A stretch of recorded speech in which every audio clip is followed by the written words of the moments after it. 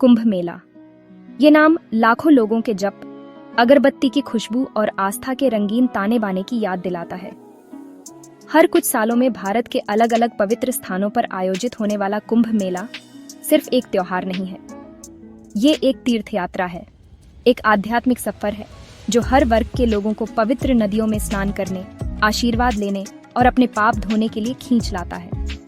भगवा वस्त्रों या सादे सूती कपड़ों में लिपटे तीर्थयात्री घाटों पर आते हैं, उनकी प्रार्थनाएं और भजन हवा में गूंजते हैं।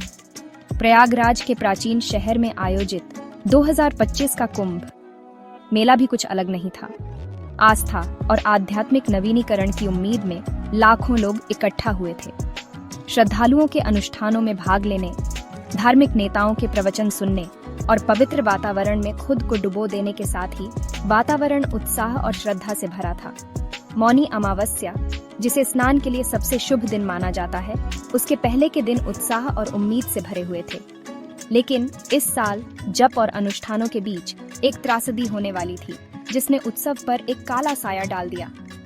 आस्था की नदी, जो आमतौर पर आशा और नवीनीकरण का स्रोत होती है, जल्द ही दुहक और निराशा से सराबोर होने वाली थी। 29 जनवरी 2025 की सुबह पवित्र स्नान और आध्यात्मिक चिंतन का समय होना था।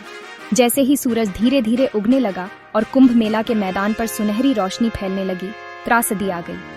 ब्रह्म मुहूर्त में भोर से पहले के सबसे शुभ समय पर स्नान करने के लिए बेताब श्रद्धालुओं की भारी भीड़ के कारण एक भयानक भगदड़ मच गई। पहले से ही सो रहे तीर्थयात्रियों से भरे घाटों पर अचानक लोगों की बाढ़ आ गई। भीड़ बढ़ने पर दहशत फैल गई और स्थिति जल्दी ही नियंत्रण से बाहर हो गई। लोगों के प्रवाह को नियंत्रित करने के लिए बने बैरिकेड्स दबाव में टूट गए, जिससे अफरा तफरी और बढ़ गई। लोग पैरों तले कुचल गए। बेताब भीड़ ने उन्हें रौंद दिया। मदद के लिए उनकी चीखें शोर में खो गईं। हवा, जो कभी अगरबत्ती की खुशबू और प्रार्थनाओं की आवाज से भरी थी, अब दहशत की धूल और घायलों और मरने वालों की चीखों से भारी थी। गंगा का पवित्र जल, जिसे शुद्ध करने वाला माना जाता है, दुखद रूप से अकल्पनीय पीड़ा के दृश्य में बदल गया। जैसे ही धूल जमी और त्रासदी का अंदाजा हुआ, कुंभ मेला पर सदमे और अविश्वास का माहौल छा गया। उत्सव का माहौल गायब हो गया, उसकी जगह दुख और निराशा छा गई। आधिकारिक तौर पर मरने वालों की संख्या 30 थी, लेकिन वास्तविक संख्या इससे ज्यादा होने की आशंका थी, क्योंकि कई लोग अभी भी लापता थे। घायलों को, जिनमें से कई गंभीर रूप से घायल थे, पास के अस्पतालों में ले जाया गया, जो जल्दी ही हताहतों की भारी संख्या से भर गए। व्याकुल परिवार अपने प्रियजनों को ढूंढ रहे थे। उनके विलाप की चीखें अस्पतालों और मुर्दाघरों के गलियारों में गूंज रही थीं। भीड़ नियंत्रण उपायों की कमी के लिए व्यापक आलोचना का सामना कर रही सरकार ने मृतकों के परिवारों के लिए मुआवजे की घोषणा की और घटना की न्यायिक जांच के आदेश दिए। लेकिन अपने प्रियजनों को खोने वाले परिवारों के लिए कोई भी मुआवजा उनके नुकसान की भरपाई नहीं कर सकता। इस त्रासदी ने ऐसी विशाल सभाओं को संभालने के लिए अधिकारियों की तैयारी पर गंभीर सवाल खड़े कर दिए। 2025 का कुंभ मेला भगदड़, भीड़ प्रबंधन के महत्व और ऐसी त्रासदियों को रोकने में अधिकारियों और नागरिकों दोनों की साझा जिम्मेदारी की गंभीर याद दिलाता है। कुंभ मेला का पैसा अनोखी चुनौतियां पेश करता है, लेकिन भविष्य में होने वाली घटनाओं में सभी उपस्थित लोगों की सुरक्षा और कल्याण सुनिश्चित करने के लिए इस त्रासदी से सबक सीखा जाना चाहिए।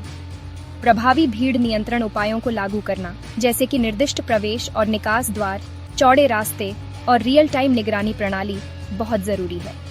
ऐसी तकनीक में निवेश करना जो भीड़ के व्यवहार की भविष्यवाणी कर सके और संभावित बाधाओं की पहचान कर सके, भीड़ से संबंधित आपदाओं को रोकने में महत्वपूर्ण भूमिका निभा सकती है।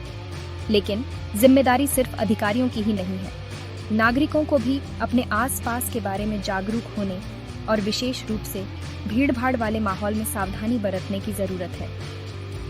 सुरक्षा कर्मियों के निर्देशों का पालन करना, भागने या धक्का देने से बचना और बुजुर्गों और बच्चों का ध्यान रखना जोखिमों को काफी कम कर सकता है। कुंभ मेला अपने समृद्ध इतिहास और आध्यात्मिक महत्व के साथ चिंतन और नवीनीकरण का अवसर होना चाहिए, न कि त्रासदी का। अतीत की गलतियों से सीखकर और सुरक्षा के लिए एक साझा जिम्मेदारी को अपनाकर हम ये सुनिश्चित कर सकते हैं कि आस्था की नदियां स्वतंत्र रूप से बहती रहें, त्रासदियों से बेदाग।